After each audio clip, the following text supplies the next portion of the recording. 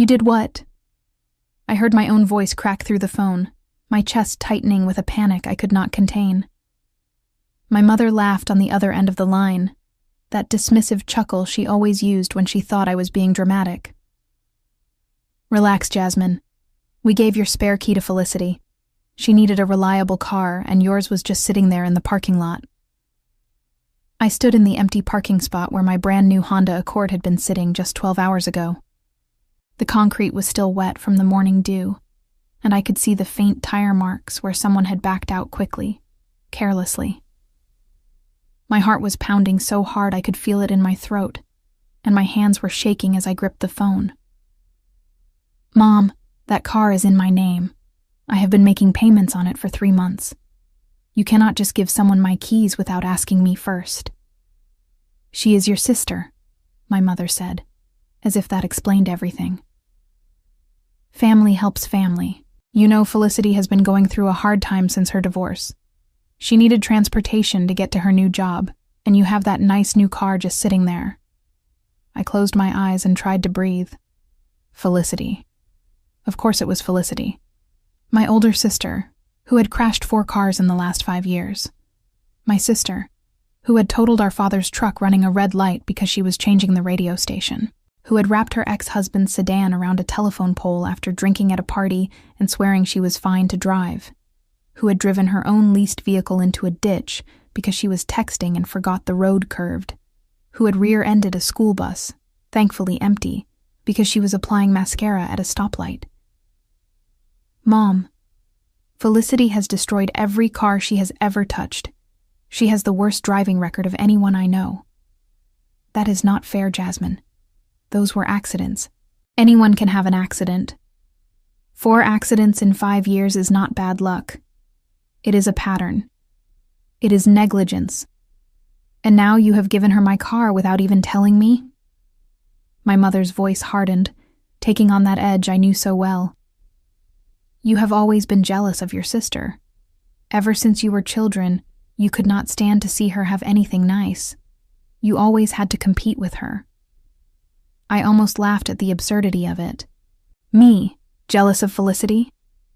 I had worked 2 jobs through college while she dropped out after 1 semester to pursue a modeling career that never materialized. I had saved for years to afford the down payment on this car while she burned through 3 marriages and twice as many credit cards. I had built my life carefully, brick by brick, while she demolished everything in her path and expected someone else to clean up the rubble. Mom, I need you to listen to me very carefully. Where did Felicity take my car? I do not know exactly, probably to work. She said something about a new position at a salon in Worthington. You should be happy for her, Jasmine. She is finally getting her life together. When did she take it? Last night, around 11. Your father met her at your apartment complex and gave her the spare key. We thought you would be asleep and we did not want to wake you. We were trying to be considerate. They had come to my apartment, in the middle of the night, and handed over my property without even knocking on my door to ask permission. The betrayal of it settled into my bones like ice water, spreading through my entire body until I felt numb. Mom, I am going to give you a minute to understand what you have done. You and Dad came to my home, gave away my car without my permission, and did not even tell me until I called in a panic because I thought it had been stolen. It was not stolen, Jasmine. It is with family. That is completely different. It was taken without my consent. That is the definition of stolen. My mother scoffed, and I could picture her rolling her eyes. You are being ridiculous and dramatic as usual. Your sister will bring it back when she is done with it. A week, maybe 2 at most. When she is done with it? It is not a library book, Mom. It is a $28,000 vehicle that I am still paying off. I have car payments. I have insurance. I need that car to get to work. Money, money, money. That is all you ever think about, Jasmine. Family comes before money. Family comes before everything. I felt something shift inside me. A wall I had spent 29 years building, brick by careful brick, to protect myself from the reality of who my family actually was. And in that moment, standing in an empty parking space with the Columbus morning traffic rushing past, and the cold October air biting at my cheeks. I felt the first crack appear in that wall. "All right," I said quietly. "Just give me a minute." I hung up before she could respond. "My name is Jasmine, and I am 29 years old. I work as an operations manager at Crestwell Electric, a mid-sized electrical supply company on the east side of Columbus, Ohio. I have lived in this city my entire life, watched it grow and change around me, while I tried desperately to grow and change myself into someone my family might finally respect. I stood in that empty parking spot for a long moment, staring at my phone. Then I opened my contacts, scrolled past my mother's name, past my father's, past Felicity's, and found the number I never thought I would actually dial. I called the police. The officer who arrived was a woman about my age, with kind eyes and a no-nonsense demeanor that immediately put me at ease. Her name was Officer Bradley, and she listened to my story with the patience of someone who had heard variations of it 100 times before, but still gave each case her full attention. "So let me make sure I understand the situation," she said, her pen poised over her notepad. "Your parents entered your apartment complex last night, gave your spare key to your sister, and she drove away in your vehicle without your knowledge or consent." "That is correct. And you are the sole owner of this vehicle? Your name is on the title and registration, not anyone else's?" "Yes. I bought it 3 months ago from a dealership in Dublin. I still have all the paperwork inside my apartment." Officer Bradley nodded and made a note. "And you did not give anyone permission to take your car? Not your parents, not your sister, not anyone?" "No. I did not even know it was gone until I walked outside this morning to go to work. I thought it had been stolen by a stranger. I never imagined my own family would do something like this." She wrote something else in her notepad, then looked up at me with a serious expression. "I have to ask you this directly, and I need you to think carefully before you answer. Are you certain you want to file a report? Once this is in the system, it is in the system. Your sister will be flagged for vehicle theft, and that is not something that can be easily undone." I thought about my mother's voice on the phone, that condescending laugh. I thought about all the times I had covered for Felicity, made excuses for her, cleaned up her messes because that was what good sisters did. I thought about the car payments I would still owe even if Felicity crashed this vehicle like she had crashed all the others. I thought about the years of being treated like the backup plan while Felicity was the star. "I am certain." Officer Bradley nodded, her expression professional but not unkind. "All right. I'm going to start filling out the official report. This will take a few minutes." As she worked, my phone buzzed with an incoming call from my father. I let it go to voicemail. Then another call from my mother. Voicemail again.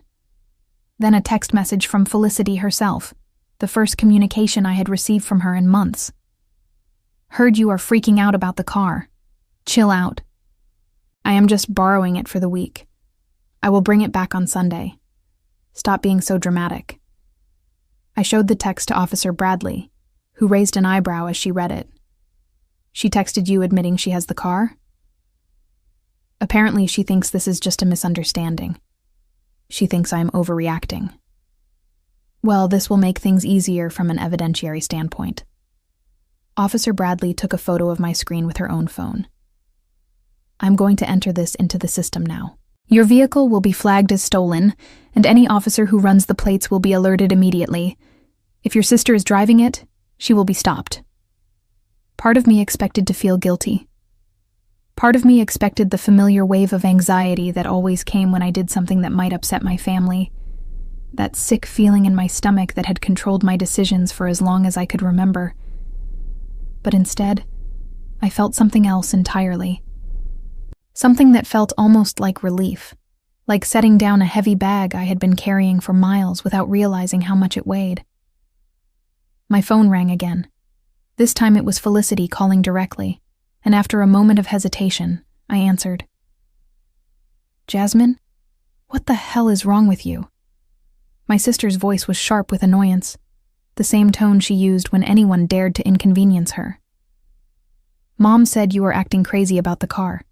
It is just a car. I needed it for work, and you were not using it in the middle of the night. You took my car without asking me, Felicity. You did not call. You did not text. You just took it. I did ask. I asked Mom and Dad, and they said it would be fine.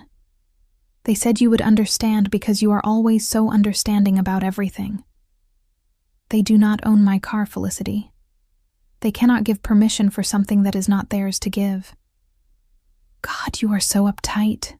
This is exactly why nobody likes you. You know that? You are always so obsessed with rules and fairness and making sure everything is exactly right. Meanwhile, I am actually trying to get my life together, and you cannot even let me borrow a stupid car for 1 week. Officer Bradley was watching me with a carefully neutral expression. I realized she could probably hear every word my sister was saying through the phone. Felicity, where are you right now? None of your business. I will bring the car back when I am ready, and not a minute before. That car is currently registered as stolen with the Columbus Police Department. If you are driving it, and you get pulled over for any reason, you will be arrested on the spot. There was a pause. Then Felicity laughed, that same dismissive sound my mother always made. You are bluffing. You would never actually call the cops on your own sister. You do not have the guts. I already did. The officer is standing right next to me as we speak. The line went silent. I could almost hear the gears turning in my sister's head as she tried to calculate whether I was telling the truth or running some kind of elaborate bluff. You are lying. I am not. Another pause stretched between us, longer this time. Then Felicity's voice changed, becoming harder and uglier than I had ever heard it. You are such a bitch, Jasmine. You know that? You have always been jealous of me, and now you are trying to ruin my life because I finally have a chance at something good. You cannot stand to see me succeed. I am trying to get my car back. That is all I want. This is not about the car, and you know it. This is about you wanting to control everything. You cannot stand that Mom and Dad love me more than you. You have always resented that. I felt the words land, felt them try to burrow into the soft places where old wounds still festered. But something had changed this morning. Something had shifted when I saw that empty parking space and realized my family had violated my trust so casually, so completely, without even a moment of hesitation or guilt. Felicity, I do not care if Mom and Dad love you more. I stopped caring about that years ago. I care that you stole my car. I did not steal it. They gave me the key. That is not stealing. A key they had no right to give. Look, I do not want to argue with you about semantics. Just bring the car back to my apartment, and we can sort this out without police involvement. No, I need it for work. You can take the bus or get a ride or something. Figure it out. I closed my eyes and took a deep breath, trying to keep my voice steady. All right then. I will see you when the police find you. I hung up before she could respond. Officer Bradley was still watching me. Her notepad closed now. She is not going to bring it back voluntarily, is she? No. She thinks I am bluffing. She thinks I will back down like I always do. We will put out a bulletin with the vehicle description, with the make, model, color, and plate number.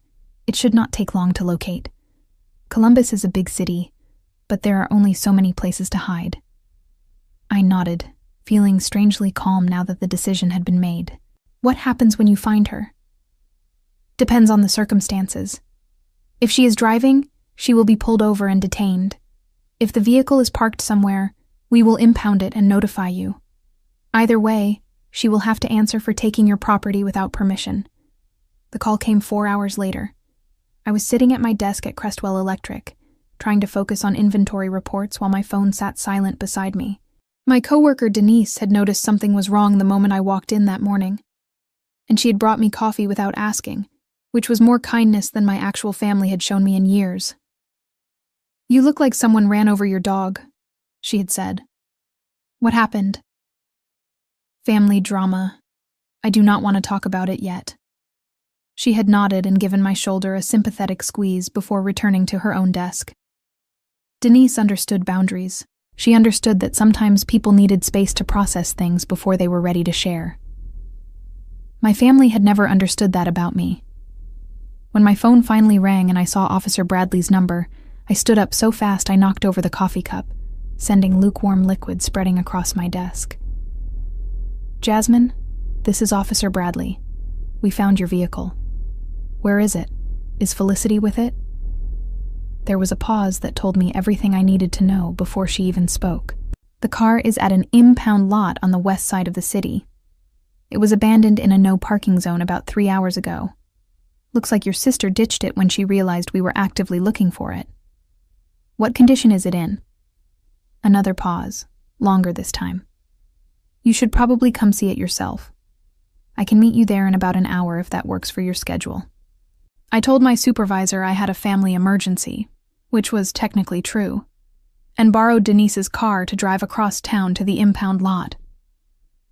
Officer Bradley was already there when I arrived, standing next to what had once been my pristine 3-month-old Honda Accord. The front bumper was dented and scraped, like someone had rear-ended another vehicle at low speed and then kept driving. The driver's side mirror was cracked almost in half, hanging at an awkward angle. There were long scratches along the passenger door that looked deliberate, like someone had keyed the paint, and the back window had a crack running diagonally from corner to corner, a spider web of damage that must have come from some kind of impact. "What happened?" I heard myself ask, my voice sounding far away and disconnected from my body. Hard to say for certain without more investigation. The damage to the bumper is consistent with a minor collision. The scratches could be vandalism, or could have happened in a tight parking situation. As for the window, your guess is as good as mine. I walked around the car slowly, cataloging every scrape, every dent, every sign of my sister's carelessness, branded permanently into the metal. This car had been perfect when I drove it off the lot. I had washed it every weekend, vacuumed the interior, kept an air freshener hanging from the mirror because I liked the way it made the car smell like lavender. I had treated it with care because it represented years of saving and sacrifice. Now it looked like something recovered from a demolition derby. "We found fast food wrappers all over the interior," Officer Bradley continued, "and there is some kind of stain on the back seat that I would strongly recommend having professionally cleaned. Could be motor oil, could be something else. Either way, it is not pretty." My phone rang. My mother's number flashed on the screen. I answered it this time, because I wanted her to hear exactly how angry I was. "Jasmine, Felicity just called me crying hysterically. She said the police are after her because you filed some kind of report. Please tell me this is all a big misunderstanding." "It is not a misunderstanding, Mom. She stole my car." "Stole is a very strong word," my mother said, her voice tight with the kind of controlled anger she used when she was trying not to explode. "She borrowed it. There is a difference. She took it without my permission, drove it for less than 24 hours, and already damaged it severely. I am standing in an impound lot right now, looking at the wreck she made of my brand new car. The bumper is dented, the mirror is cracked, the back window has a huge crack in it, and the interior looks like a garbage dump." "Damaged it? What do you mean damaged?" Felicity did not mention anything about damage. Of course she did not. When has Felicity ever taken responsibility for anything she has done? She probably did not even notice she hit something. She was probably on her phone, or putting on makeup, or doing any of the 100 things she does instead of actually watching the road. My mother was silent for a moment, and I could hear her breathing on the other end of the line. When she spoke again, her voice had shifted into a different gear, the one she used when she was trying to manipulate me into feeling guilty. "Well, even if there was some minor damage, it was probably an accident. You know Felicity has always had bad luck with cars. That does not mean she deserves to be treated like a criminal by her own sister. Bad luck? Mom, she has destroyed 4 vehicles in 5 years. That is not luck. That is a pattern of reckless behavior that you and Dad have enabled every single time by paying her legal fees and buying her new cars and making excuses for her. We did what any good parents would do. We supported our daughter when she was struggling. And what about me? What about when I was struggling? When I was working 2 jobs to pay for college while Felicity dropped out and you paid for her apartment? When I was saving every penny for years to buy this car while you bought Felicity 3 different vehicles that she wrecked? When did you ever support me the way you support her? The words came out before I could stop them. Years of resentment finally finding their voice. I had never said any of this out loud before. Had never allowed myself to acknowledge how unfair the disparity had always been. But standing in that impound lot, staring at the ruins of something I had worked so hard for, I could not keep quiet anymore. You never needed help, Jasmine. You were always so capable, so independent. Felicity needed more support because she struggled more. That is just the reality of having children with different needs. Different needs or different standards? Because from where I am standing, it looks like you held me to a higher standard my entire life while letting Felicity get away with murder. That is not true, and you know it. It is absolutely true. And the proof is that you thought it was perfectly acceptable to give away my car in the middle of the night without even asking me. You would never have done that to Felicity. You would never have assumed she would just be fine with it. Officer Bradley was watching me with a carefully neutral expression, pretending to examine the damage to my car while I unloaded years of family dysfunction over the phone. I appreciated her discretion. Jasmine, I think you are overreacting because you are upset. Why do not you take some time to calm down? And then we can talk about this like reasonable adults. I am perfectly calm, Mom. I have never been calmer in my life. And here is what is going to happen. Felicity is going to face consequences for stealing my car. Real consequences from the legal system, because clearly our family is incapable of holding her accountable for anything. You cannot be serious. You are going to let the police arrest your own sister over a car? She stole my property and destroyed it. Those are her choices, not mine. I am just responding appropriately. This will tear the family apart, Jasmine. Is that what you want? I looked at my damaged car, at the dents and scratches and cracks that represented everything wrong with how my family had always treated me. And I realized something important. The family had already been broken for years. I was just the only one who had been pretending otherwise. What I want is for my sister to face the consequences of her actions, something you and Dad should have enforced years ago. Maybe if you had actually parented her instead of enabling her, we would not be in this situation. My mother gasped like I had slapped her. How dare you speak to me that way, after everything we have done for you? What exactly have you done for me, Mom? Paid for my college? No, I did that myself. Helped me buy my car? No, I saved for years on my own. Supported me emotionally? No, you were too busy cleaning up Felicity's messes to notice I even existed. The only thing you have ever done for me is criticize me for not being more understanding of my sister's problems. There was a long silence. Then my mother said very quietly, I think you need to take some time and reflect on what you are doing to this family. I think you need to do the same. I hung up and blocked her number before she could call back. Officer Bradley cleared her throat. That sounded like a difficult conversation. You have no idea. Actually, I might have some idea. These situations are more common than you would think. Family members taking property without permission, assuming forgiveness will be automatic. It rarely ends well. I looked at her, this stranger who had shown me more respect in one morning than my family had shown me in 29 years. How do I proceed with pressing charges? First, we need to document all the damage to your vehicle. Then you will need to give a formal statement at the station. After that, The prosecutor's office will decide how to proceed based on the evidence.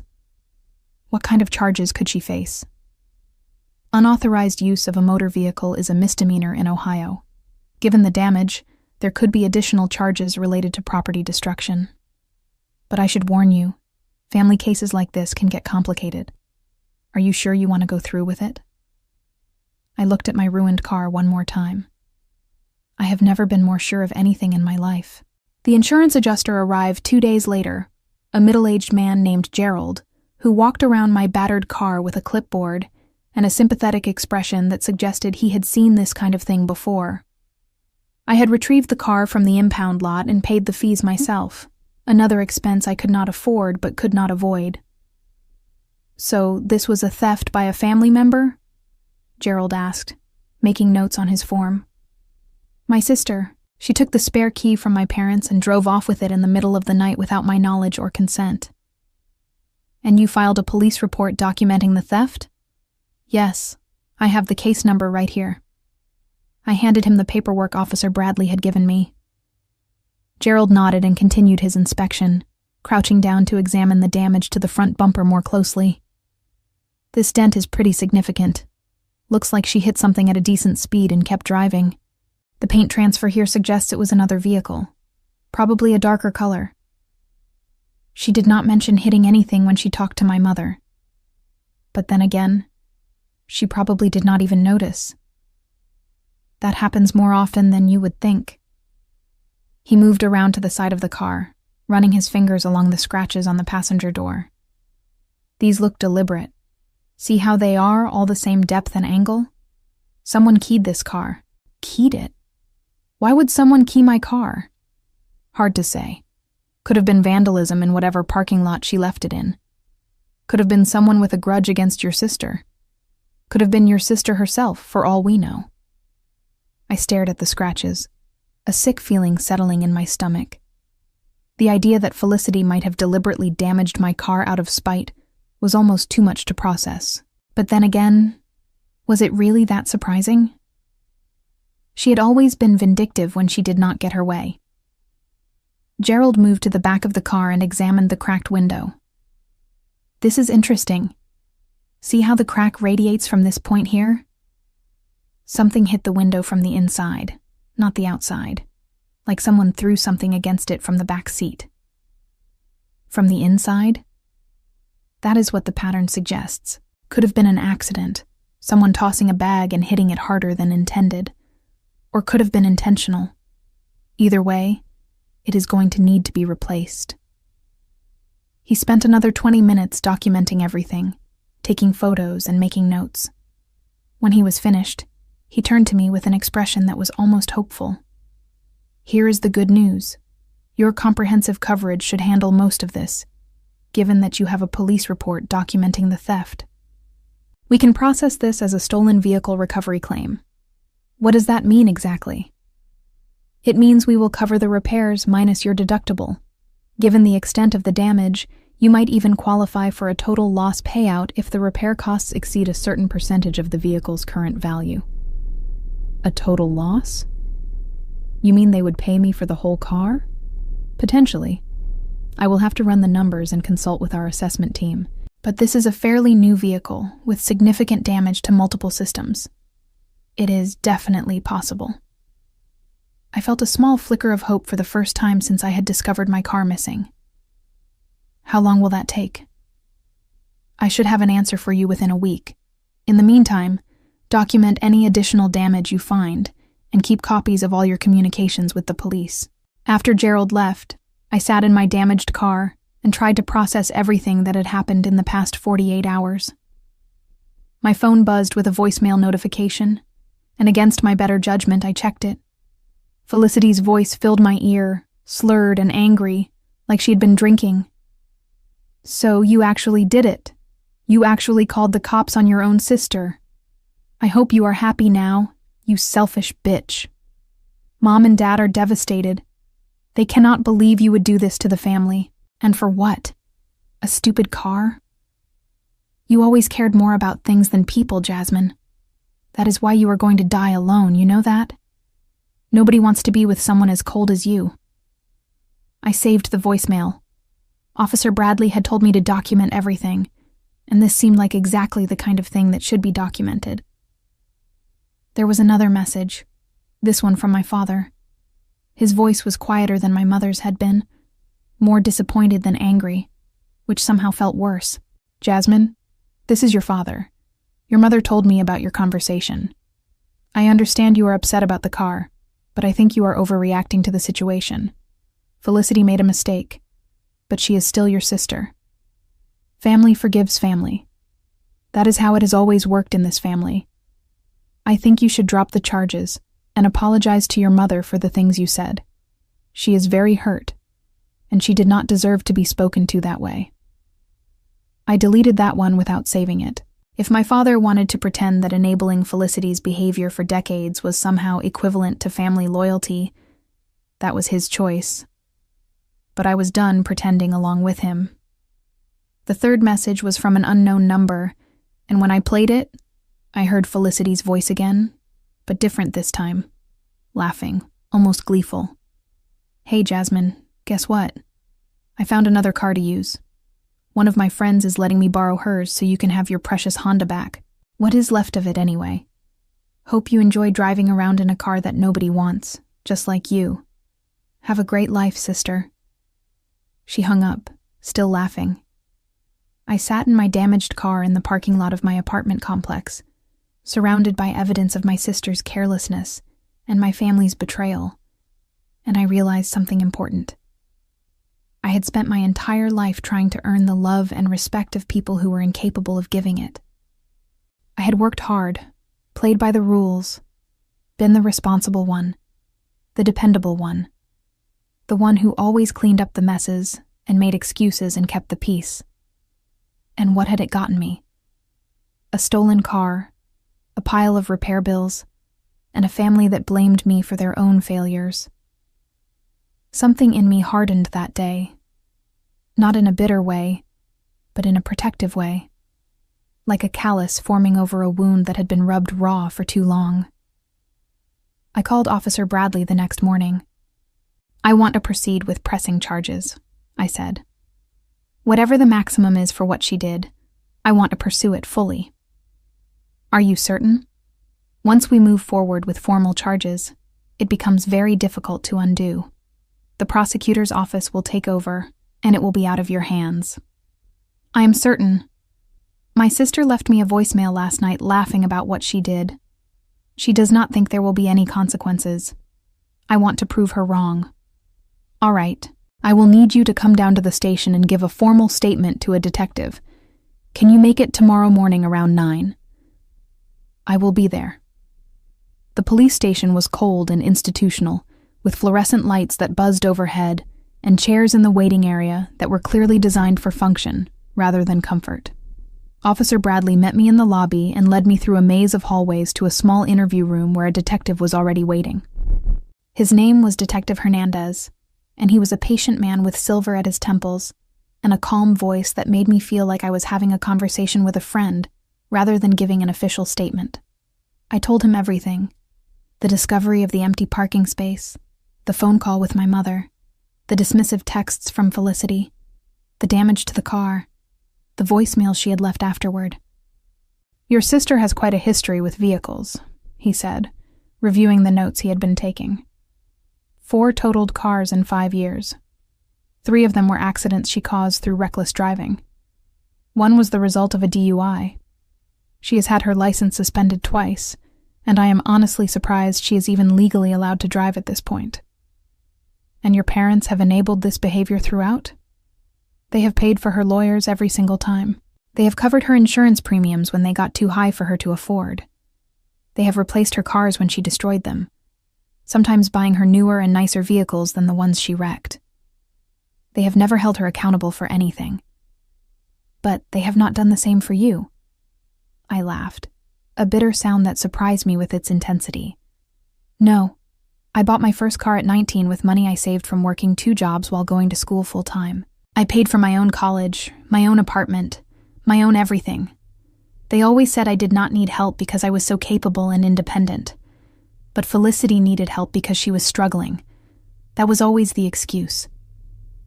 Detective Hernandez nodded slowly, his expression thoughtful. It sounds like a very difficult family dynamic. It has been. But I am done with it now. I am done making excuses for her and covering for her and pretending that everything is fine when it clearly is not. After the statement was complete, Detective Hernandez explained what would happen next. Felicity would be officially charged with unauthorized use of a motor vehicle, which was a first-degree misdemeanor in Ohio. Given the damage to the car and the evidence of her previous driving incidents, there was a possibility of additional charges related to property destruction and vandalism. Will she go to jail? I asked. Unlikely for a first offense of this nature, but she will probably face significant fines, mandatory probation, and a suspended license. And if she violates the terms of her probation, or comes near your property again, then yes, jail becomes a very real possibility. I nodded. Part of me had hoped for something more severe, something that would truly get through to Felicity that her actions had consequences. But another part of me just wanted this nightmare to be over. There is one more thing, Detective Hernandez said, flipping through some papers on his desk. We ran a background check on your sister as part of the investigation. Standard procedure. Did you know she has outstanding warrants in 2 other counties? I stared at him, genuinely shocked. What kind of warrants? Failure to appear on traffic citations. 1 in Franklin County, 1 in Delaware County. Relatively minor stuff on their own. But it means she is already in the system. When we locate her and bring her in on your charges, she will also have to answer for those outstanding warrants. I thought about Felicity's laughing voicemail, her absolute confidence that she had gotten away with something yet again. She had no idea what was coming for her. What happens when you find her?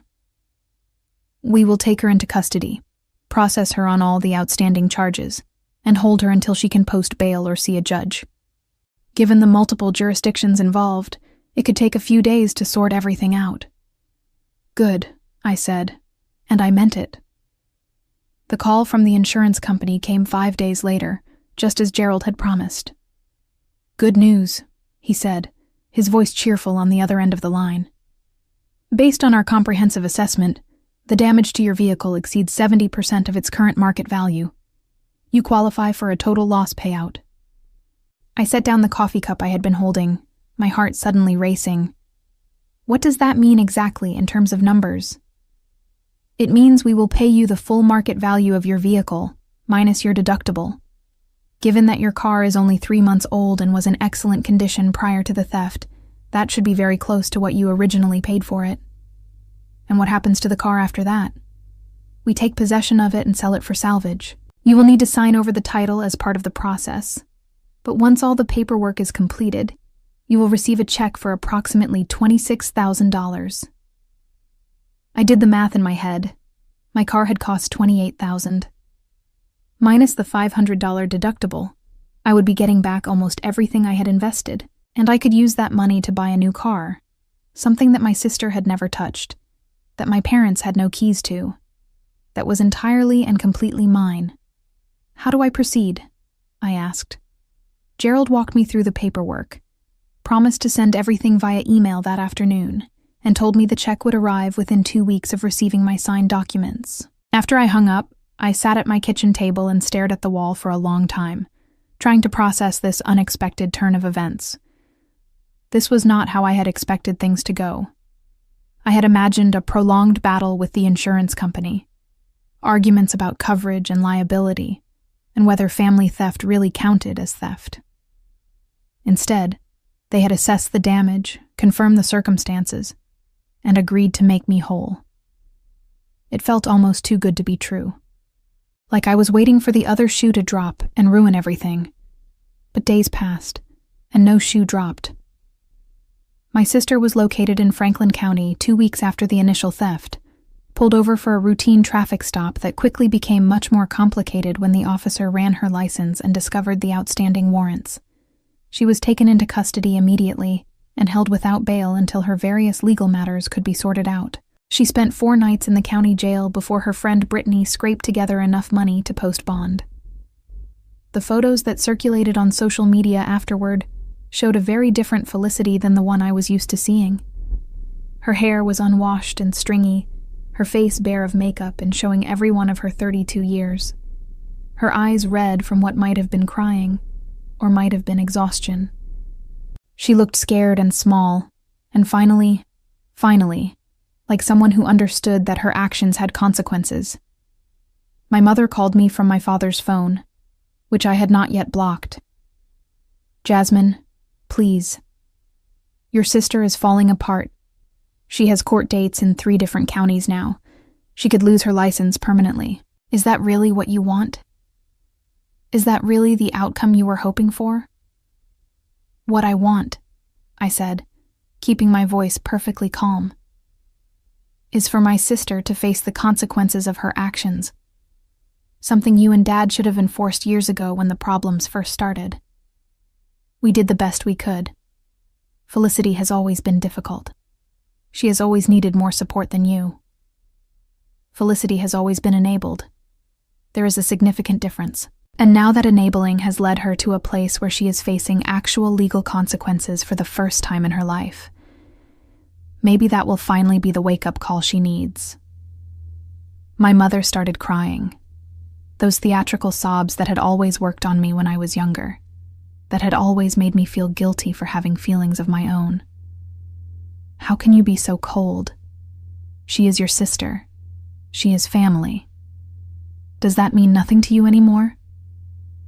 "Family does not steal from each other, Mom. Family does not trash each other's property and then laugh about it on voicemail.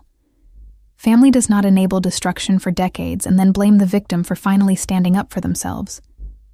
You want to talk about what family means? Maybe you should start by examining what kind of family you and Dad have created. That is a terrible thing to say. We have always tried our best for both of you. Your best was not good enough, and I am done pretending that it was." I hung up and blocked my father's number too. The court date came 3 months after the theft, on a cold November morning that perfectly matched my mood. I had not spoken to anyone in my family since blocking their numbers, had not responded to the letters they sent or the messages they left through mutual relatives. I had built a wall around my life, solid and strong, and I was not letting anyone through who had not earned the right to be there. Detective Hernandez had called me the week before to explain what would happen at the hearing. Felicity was facing multiple charges now, not just the unauthorized use of my vehicle. The outstanding warrants had been consolidated into a single case, and she was being tried for a pattern of traffic violations, failure to appear on multiple court dates, driving with a suspended license, and property damage. The prosecutor was pushing for jail time. "You do not have to attend the hearing," he said. "You have already given your statement, and the evidence speaks for itself. But you have the right to be there if you want to see how it plays out." I wanted to see it. I needed to see it. The Franklin County Courthouse was a large stone building that felt appropriately serious for the occasion. I found a seat in the gallery near the back and watched as the room slowly filled with lawyers, defendants waiting for their own cases, and observers like myself. My parents arrived about 10 minutes before Felicity's case was scheduled to be called. My mother wearing a black dress that made her look like she was attending a funeral. My father in a suit I had never seen him wear before. They spotted me immediately. My mother's face went through several emotions in rapid succession.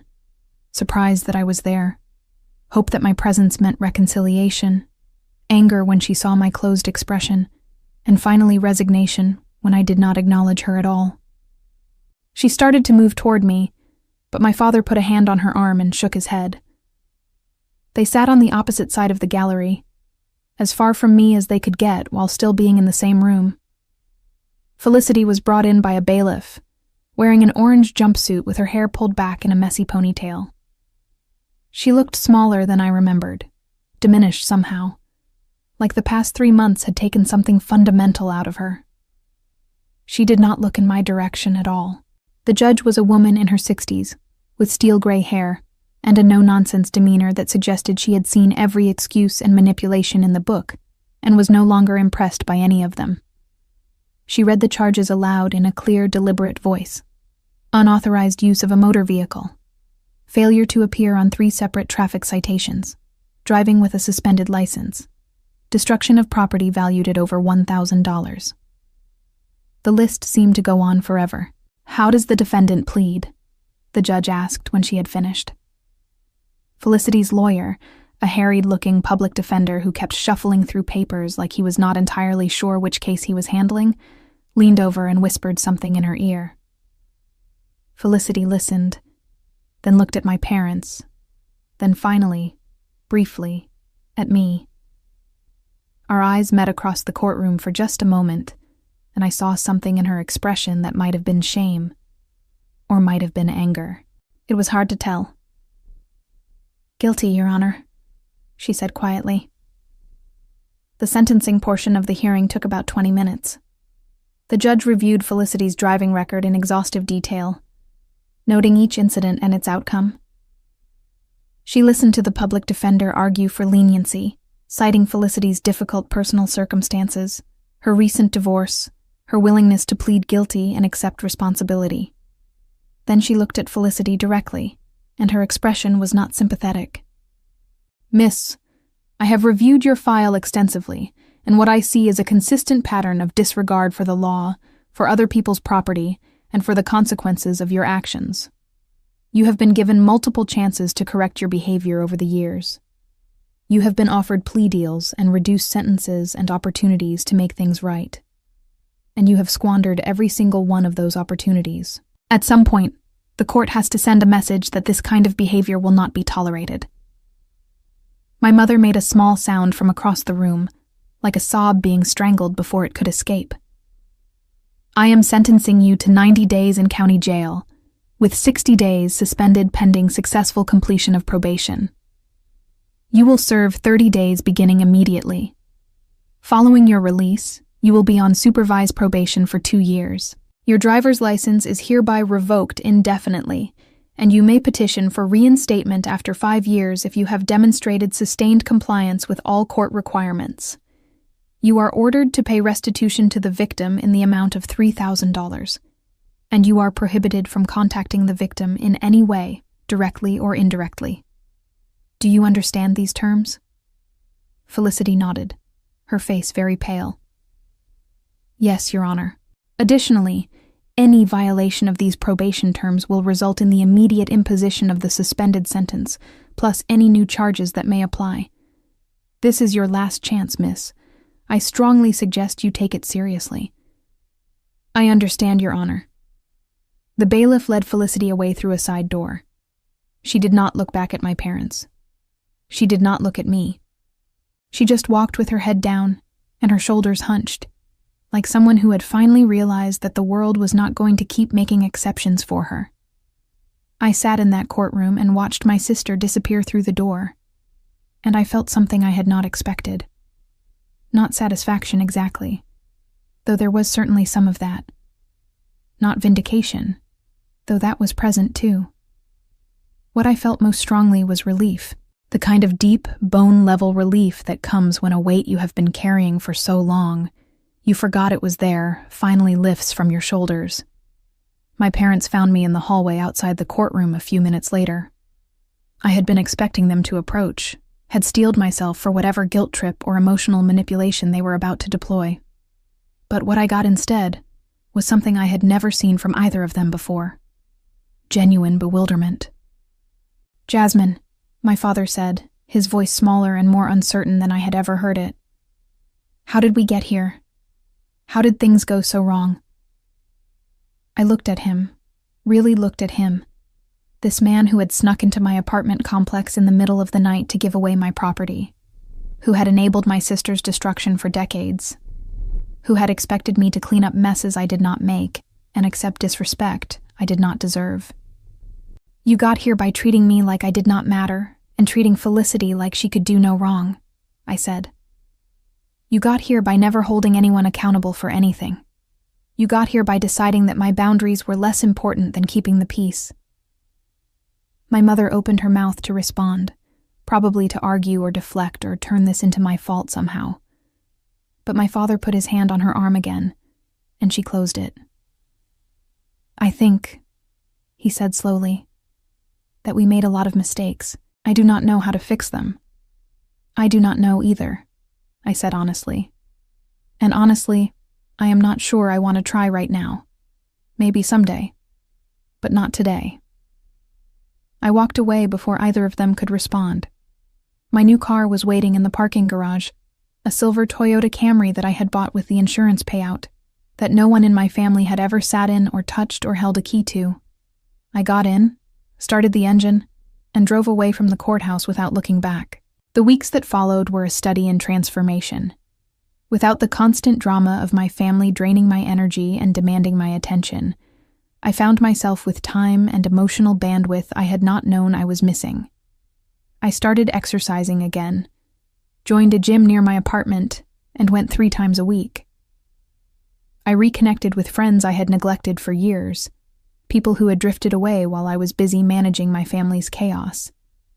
I started living my life for myself, maybe for the first time ever. My coworker Denise noticed the change immediately. "You seem different lately," she said one afternoon in the break room. "Lighter, somehow, like you finally put down something heavy you were carrying." "That is exactly what happened," I said. "I stopped carrying weight that was not mine to carry." She nodded like she understood, and maybe she did. Everyone has something they have been holding on to for too long. The restitution check from Felicity arrived about 2 months after the trial, a money order for $3,000 that must have cost her everything she had saved. I deposited it into my savings account without ceremony, money that would go toward building my future instead of cleaning up someone else's past. A year passed. Felicity completed her 30 days in jail and was released into her probation period. According to cousins who still talked to both of us, she was working at a fast food restaurant and living in a small apartment with a roommate, unable to drive and completely dependent on public transportation and the kindness of friends. My parents had finally stopped enabling her, whether because they could not afford to anymore, or because they had finally understood that their enabling was part of the problem. I did not know which, and I did not particularly care.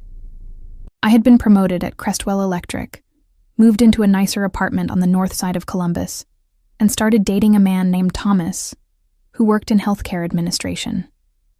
He was kind and patient and thoughtful, all the things my family had never been. When I told him about what had happened with Felicity and my parents in the car, he did not judge me or tell me I had overreacted. He just listened, and then he said, "It sounds like you finally chose yourself. That is one of the hardest things a person can do." In the end, the consequences caught up with everyone who deserved them. Felicity struggled through her probation, working minimum wage jobs and taking the bus everywhere, finally experiencing what life was like when no one was there to rescue her from her own poor choices. My parents, humbled by watching their golden child face real accountability for the first time, gradually faded into a distant background presence in my life. They still sent birthday cards and holiday messages, but the relationship had fundamentally changed, and we all knew it. The family I had grown up in was gone, but I was not mourning it. I was relieved to finally be free of it. Standing in my new apartment on a quiet Sunday morning, watching the Columbus skyline through windows that belonged to a life I had built entirely on my own terms, I finally understood what this whole experience had really been about. It was never just about a car. It was about respect and boundaries and the fundamental question of whether I was going to keep letting people treat me like my needs did not matter. For 29 years, I had been the responsible one, the dependable one, the one who always absorbed the chaos and made everything okay for everyone else. And what had it gotten me? An empty parking space, and a family that blamed me for noticing I had been robbed. But not anymore. Now I had a life that was mine, built on my own terms, protected by boundaries I was no longer afraid to enforce. The car was just the catalyst, the final straw that broke a pattern I should have broken years earlier. And while I would never be grateful for what Felicity did, I could acknowledge that her theft had given me something valuable in return. The clarity to finally walk away from people who had never deserved my loyalty in the first place. As I watched the morning light spread across the city I had always called home, I realized that the revenge was complete. Not because Felicity had suffered, though she had. Not because my parents were sorry, though they might be. But because I had finally stopped waiting for permission to put myself first, and I had simply done it.